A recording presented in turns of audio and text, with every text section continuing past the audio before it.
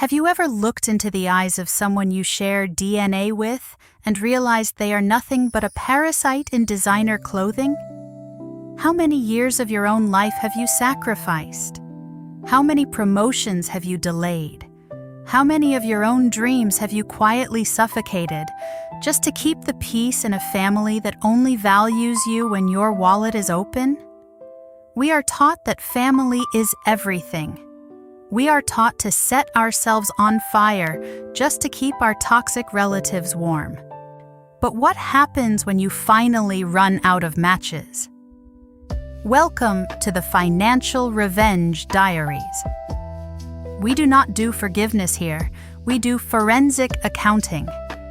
If you are exhausted from being the designated ATM for people who secretly despise you, hit that subscribe button. It is time to learn how to legally bankrupt the people who broke your heart. Today's case: my brother's fiancée used artificial intelligence to steal my medical license. I bankrupted them with one single email. Stay away from us until you apologize. You ruined the launch party. That was the text my brother sent me. He did not ask if I was alive. He did not ask if the paramedics had stabilized my spine after his fiancée shoved me down a flight of concrete stairs. He was only furious that my severe grade 3 concussion and fractured collarbone had distracted the venture capitalists from their artificial intelligence supplement presentation. I sat on the edge of the emergency room bed. The pain in my shoulder was a blinding white noise, but my mind had never been clearer. I did not cry. I did not type out a long emotional paragraph asking how he could abandon his own sister on the pavement. I typed one single word: done! Then I blocked his number. I closed the messaging application and opened my secure email client. I found the thread from the title company, the one marked "Clear to Close." Tomorrow morning at 9 o'clock, my brother and his toxic fiancée were scheduled to sign the final papers on a $1 million custom-built home in the hills. A home they could only afford because my stellar credit score and my salary as an emergency room attending physician were anchoring the entire mortgage. I was their guarantor. I was their safety net. For years, I told myself that my brother was just a victim of her manipulation. I told myself he was trapped, too weak to stand up to a narcissist. But as the emergency room monitor beeped rhythmically beside me, the brutal truth finally settled into my bones. When she pushed me, he saw it happen. He heard the sickening crack of my bones hitting the concrete. And when she panicked and told him to run, he did not hesitate. He was not a hostage. He was the getaway driver. He prioritized his access to her fake influencer lifestyle over his loyalty to my actual life. They thought physical violence would intimidate me into silence. They thought my loyalty to our dead mother would keep me writing checks. They forgot one crucial detail. I am a doctor. I do not panic when I see a trauma. I assess the damage. I isolate the source of the bleeding, and then I amputate the dead weight. I looked down at the physical copy of my medical discharge papers. My eyes scanned the diagnosis. Severe physical incapacitation. Recovery time estimated at 3 months. 0 lifting, 0 stress, strictly no work. In the medical field, that is called a tragedy. But in the world of high-stakes mortgage lending and federal compliance, that is what the lawyers call a material adverse change. I hit reply all on the title company email. It was time to show them what a real financial execution looked like. To understand exactly why I decided to obliterate my own brother's financial existence with a single email, you have to look past the blood on the concrete. You have to look at the ledger. You see, I am 32 years old, and my hands are a topographic map of stress, scrub brushes, and chemical burns. And I am an attending emergency room physician, I do not have the luxury of soft hands. When I graduated from medical school, I was carrying $300,000 in student loan debt. It was a suffocating weight that sat on my chest every time I tried to sleep.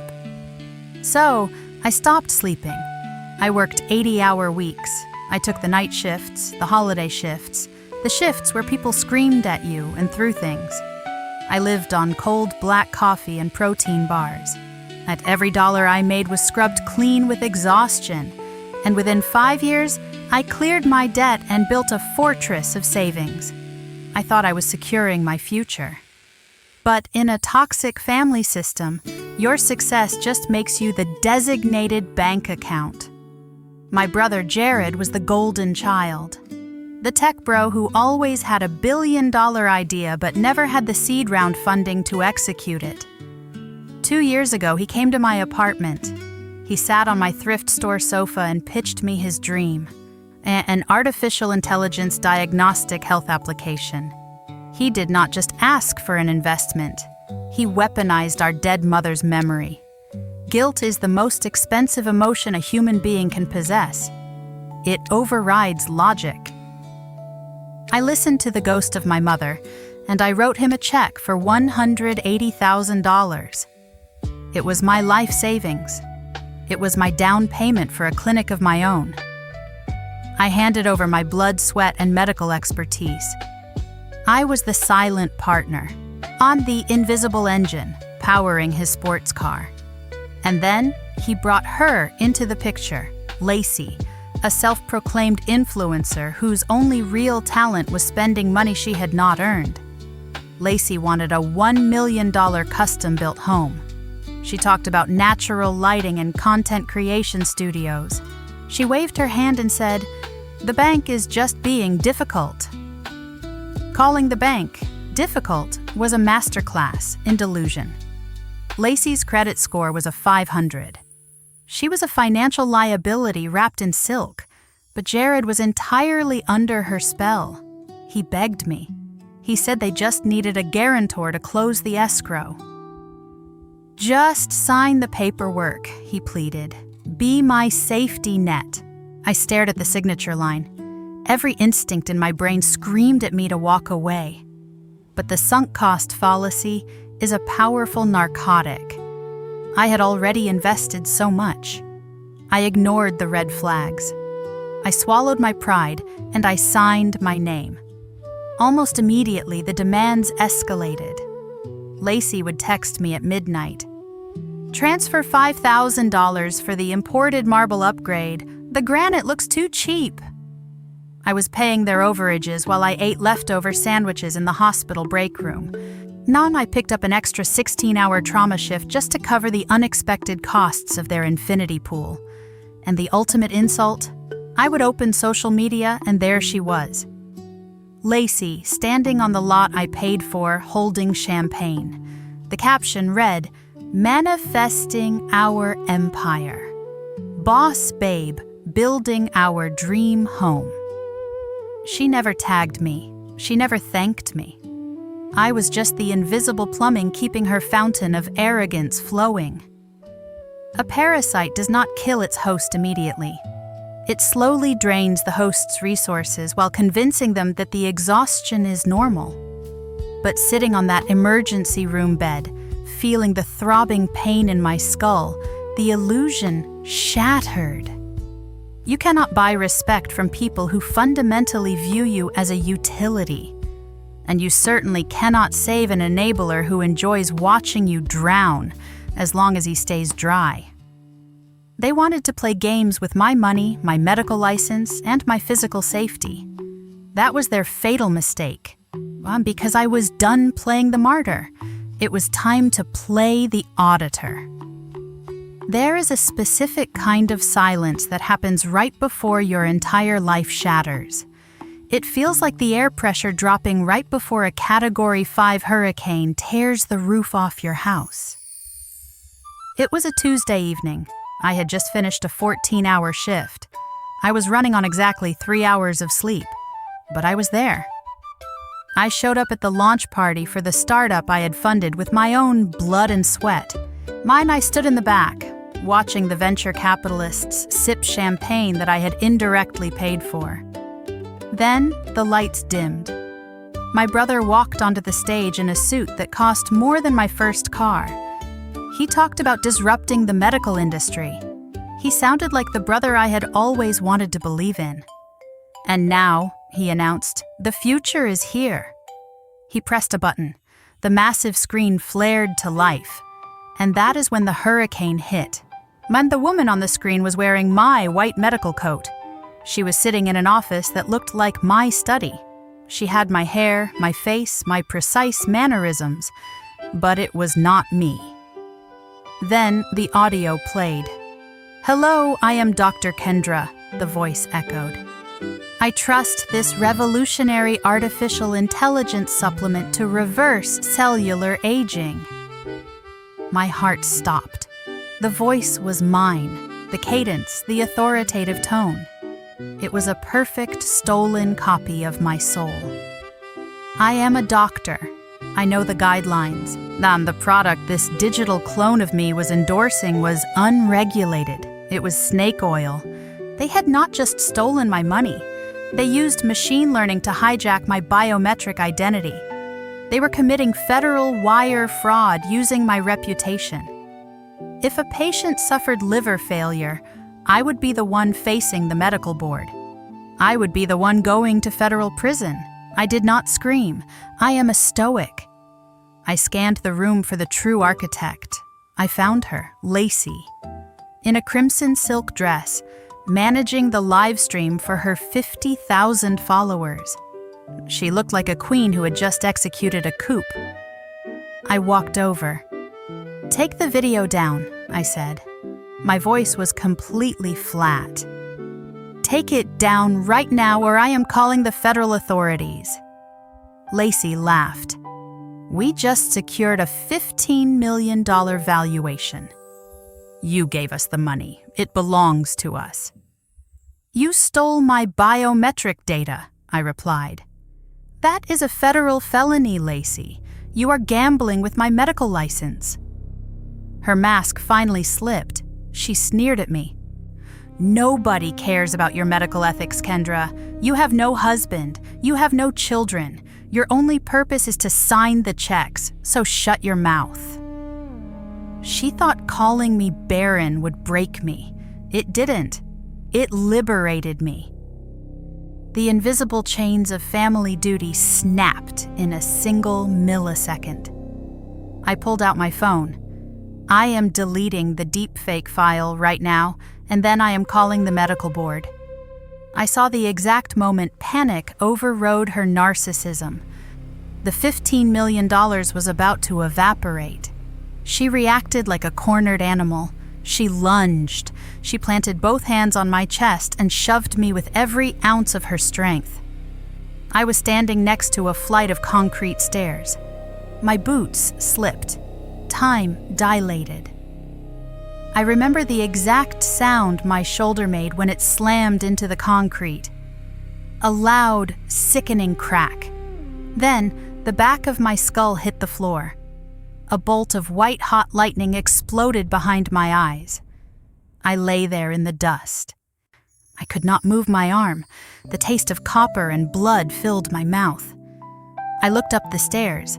Lacey stood at the top, staring down at my broken body. Then Jared rushed out. He looked over the railing and saw me bleeding.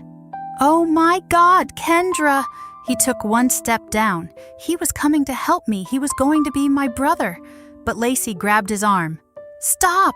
she hissed. "She slipped, Jared. If we stay, she will just ruin our funding. We have to go back inside. Now." I waited for him to push her away. I waited for the loyalty he owed me. Jared looked at me, broken and bleeding. Then he looked at the woman holding the keys to his fake lifestyle. He swallowed hard. He lowered his head, and he stepped back. The heavy metal door slammed shut, cutting off the light. He walked back into the party, grabbed champagne, and celebrated the engine that was destroying my life. That was the exact moment Jared died to me. They say blood is thicker than water. But money is thicker than blood. I reached into my pocket with my good hand and dialed the emergency dispatcher.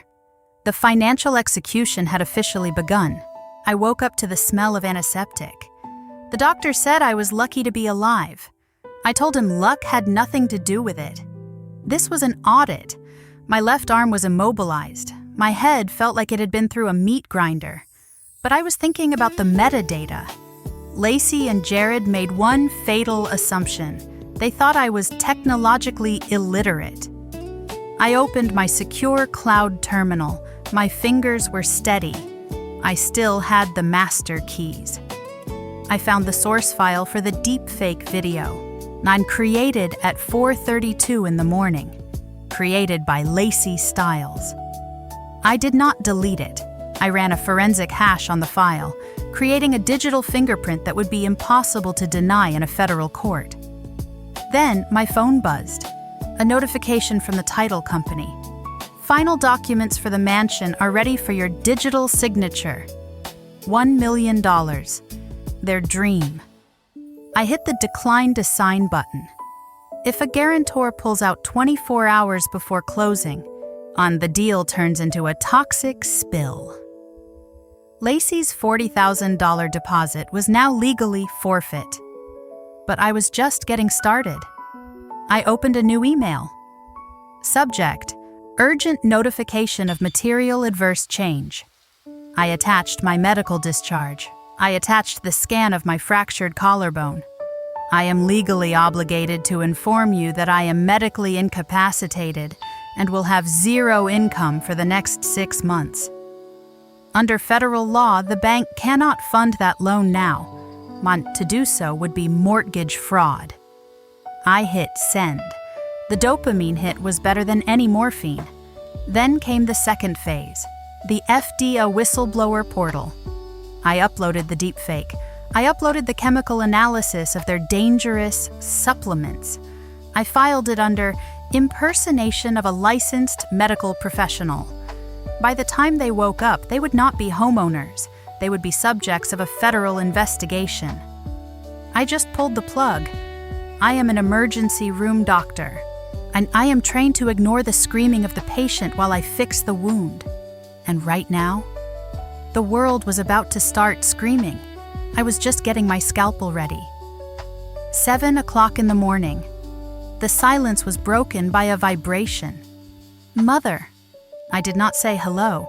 I waited. Kendra, what have you done? She screamed. The escrow is dead. Your brother is in a state of total collapse. How could you be so selfish? I am in the hospital, Mother, I said. Lacey shoved me down concrete stairs. I am incapacitated. There was a pause. A normal mother would have gasped, but my mother was a curator of the golden child's ego. Do not be dramatic, she spat. Jared said you slipped. What you are doing to his finances is malicious. It is your duty to protect him. Duty. The ultimate weapon of the toxic matriarch. He used my medical license to commit federal fraud, Mother. If I did not stop this, I would be facing 20 years in prison. It was just a marketing tool, she screamed. You call that bank back and sign those papers, or you are no longer a part of this family. The ultimatum. She thought she was threatening me with exile. She did not realize she was offering me a promotion. I have already filed the report with the FDA, I said, and the FBI will be at their door by noon. If you have been helping them hide money, hire an expensive lawyer. I am trying to log into our joint account, she hissed. I am wiring that $50,000 to Jared right now. I almost laughed. I moved that money at 4 o'clock this morning, Mother. I revoked your access. I am the sole fiduciary. You do not have a cent. The scream that came out of her then was not human. She cursed me. She told me she wished she had never given birth to me. Then we are in agreement, I said. I am no longer your daughter. I am no longer Jared's guarantor, and I am certainly no longer your bank account. Goodbye, Mother. I hit end call. For the first time in 32 years, I was not carrying anyone else's weight. I had not just saved my finances, I had saved my soul. Family is a word people use to keep you in a cage, but law? Law is a key, and I had just locked the door from the outside. Justice is not a lightning bolt. It is a slow, methodical autopsy. 3 days later, the venture capital firm issued a formal notice of intent to sue for securities fraud. I watched the final moments of their empire through the security camera near the construction site. At exactly 10 o'clock in the morning, 2 black government sedans pulled into the driveway. 6 agents from the FBI stepped out. I watched as they smashed through the smart glass front door that I had paid to upgrade. Lacey came out in handcuffs. There were no filters to hide her terror. She screamed that she was an influencer. The agents did not even blink. To them, she was just another case number. Jared followed, looking like a ghost. The golden child was finally facing a reality that his mother could not bribe. 6 months later, I sat in the back of courtroom 3B. I was wearing a charcoal gray suit that cost more than their entire marketing budget. The prosecution played the deep fake. They played the audio of Lacey shoving me. They played the recording of my mother's toxic phone call. Lacey was sentenced to 48 months in a federal correctional facility. Jared received 18 months for his role as an accomplice. The court issued an order for asset forfeiture. The cars were repossessed. Every cent they managed to grift was siphoned back into a compensation fund. The mansion on the hill was sold at an auction to a nonprofit for retired nurses. As the bailiffs led Lacey away, she tried to sneer. But all she found was the reflection of a woman who no longer existed in my world. Jared tried to catch my eye. He looked like he wanted to ask for one last loan. I simply stood up and walked out without looking back.